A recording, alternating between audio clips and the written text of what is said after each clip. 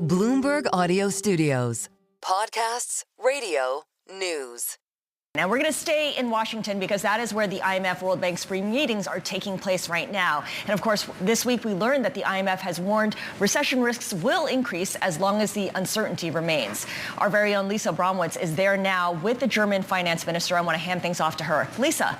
Hey, Scarlett, thank you so much. I am here with Germany's finance minister, Joerg Kukies, who is has been here for a number of weeks, and said to my colleagues just moments ago, that you think that it's feasible to get some sort of trade deal with the United States within that 90-day time frame. What makes you so optimistic that that can be achieved? Well, first of all, the European Union is negotiating this for us, so Germany has delegated, and all the European countries have delegated authority to strike trade deals to the European level, and we are fully supporting the European Commission and the feedback that they are giving to us, and that's confirmed by the discussions I'm having here in Washington, is that the discussions are going very constructively. Of course, the devil is in the detail, and there's still a lot of topics that are open and that need to be ironed out, but there's a willingness on both sides to come to an agreement. Do we have a sense of what exactly the demands are from the U.S. side? Well, Europe has said we want industrial tariffs to go 0-0 on both sides. The U.S. side has responded and said we also have to talk about agriculture and services. We also have to talk about non-tariff impediments to trade. And all of those are, of course, fair game and need to be discussed. So those are really the issues. And then, of course, there's some sectorial issues, especially in the automotive sector, which is very important for Germany, needless to say, but also further sectors that are important. There's a lot to unpack there. Are you optimistic you could get to 0-0 with respect to no tariffs on either side? Yeah, I mean, that would be the ideal outcome, and from an economic perspective, it would certainly be the most efficient outcome for both sides.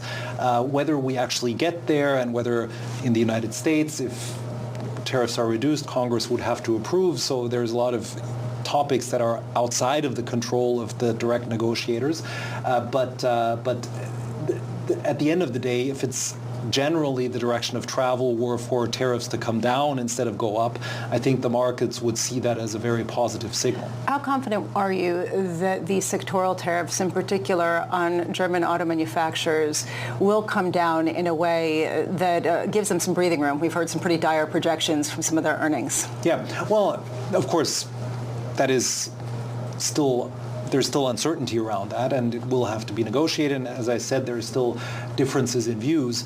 But if you look at the entire package of the goal of reducing tariffs overall, of addressing issues outside of the tariffs that impede trade, for example, the topics of standardization and what's called homologization in technical terms, which essentially means if a car is safe to drive in the United States, should it be safe to drive in the European Union and vice versa? It would be a huge breakthrough if that were achieved, because it would allow economies of scale between the United States and Europe to grow and would improve the competitiveness of both of our automotive industry against China, for example. So there's a lot of elements that sound very positive and that go in the right direction and that would be mutually beneficial. But again, the question of can we agree on all of this needs to be ironed out in the next 90 days. Why do you think there's been such a shift in tone from this administration over the past couple of days?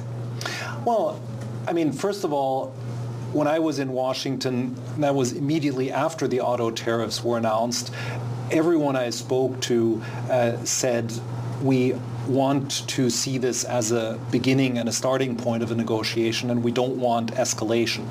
So I do think it was, in a way, already incorporated that after the announcement there could be discussions, and I think the European Commission reacted in the absolutely correct way by saying Plan A is we want to negotiate and we want to strike a deal that is actually mutually beneficial and avoids a race upwards in tariffs, which would be mutually negative.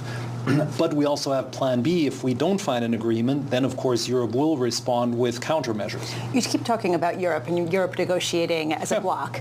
How much is Europe negotiating as a bloc versus each individual country having their negotiations? There's no doubt. I mean, this is an authority that the European Commission has and that all member states have given to the Commission. It is completely unified, and the European Commission is doing a fantastic job, is coordinating with everyone, is keeping everyone up to date.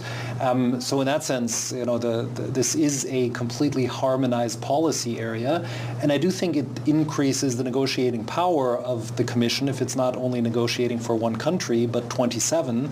Of course, it increases the power because the European Commission controls the access to a consumer market of 450 million people. How much is some of the pressure that President Trump is putting on the European Union, bringing the European Union together more closely and giving some fuel to more of a cohesion in the financial union, as well as some of the other measures that has been in contention for a while? Yeah, but don't forget, the European Union has come to the recognition that we have to move closer together far before the U.S. election. So the Draghi report, the Letter report, all of the documents where that challenged us and said we are becoming less and less competitive, and the biggest asset that we have, namely an internal market of 450 million consumers and companies and citizens, isn't there where it needs to be, and we're over-bureaucratized. We have too much red tape. We have too much regulation in some areas, and we need to tone down carefully, but we do need to become much more efficient in Europe. All of that predates the election of President Trump. So in that sense, the recognition that we have to do a better job in becoming more competitive has already taken place in the middle of the Biden administration. So it's clearly not a linkage of, all of a sudden a new president comes up in Europe, all of a sudden changes everything. How much are you feeling like you have to choose in some capacity between the U.S. and China, especially given that there is a feeling right now that China and the U.S. are kind of at odds, and that China is going to try to use Europe to unleash a whole bunch of goods that they cannot sell into the United States quite the same way? Yeah, but it's the wrong choice. I think if you just look at the strategy that China has of dual circulation, China 2025, they do not want the old German business model of manufacturing cars and chemicals and machines, putting them on ships and sending them to ports in China as finished goods. China doesn't want that anymore. They want manufacturing to happen locally in China. And therefore, now believing that China could become an alternative is just naive. I mean, Germany exported more goods and services to Poland last year than to China. And that trend is not going to, I think it would be very naive to think, given the clear message from the top in China, from the president to the prime minister to the trade minister on down, implemented everywhere in China, that they want the manufacturing base in China to grow and become much bigger. To believe that Germany could now, instead of exporting to the United States, all of a sudden go back to the old days, the good old days of exporting to China, it's naive. What would work, and I'm convinced that that's the strategy, and we're pushing the European Commission to do that, that if we were to conclude trade agreements with India, with Indonesia, the already signed trade deal with Mercosur in Latin America, to get it ratified and finalized, that would be a great alternative. Just 30 seconds. Going forward, how confident are you, given that there is likely to be some sort of trade deal in the next 90 days, that Germany can avoid recession this year?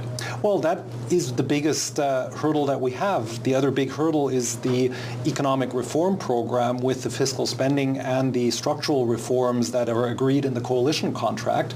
And we are working day and night now in the outgoing government so that the incoming government can immediately unleash both the fiscal power of the military and infrastructure spending and start legislating the economic reform program to give a clear message to our businesses and consumers that we are serious about economic reform and getting back to the growth path. And there's a very high chance of doing that because the new majority in the parliament has already agreed on a contract to implement exactly that and implement it quickly. Minister Kukies, thank you so much for being with us. That was the Foreign Minister of Germany.